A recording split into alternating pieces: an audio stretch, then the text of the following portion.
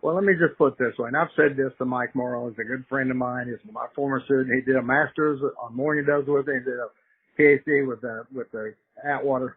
And I told him this, that, the wild Attwaters couldn't make it on the refuge you have now. How do you expect penroid birds to make it?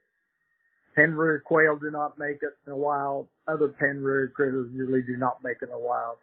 So I've thought about maybe we would have been better off as putting more of the money into the lesser prairie chicken. Where at the time, we had about 3,500 birds. Again, but, I love that one. Don't get me wrong.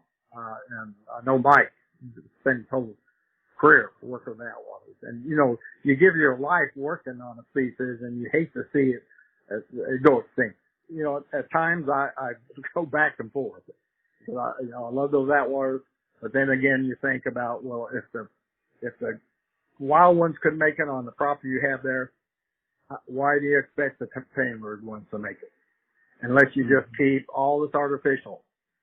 Penroid birds brought in every year, up to 3, 4, 5, 600, and you're back to 45 again every spring.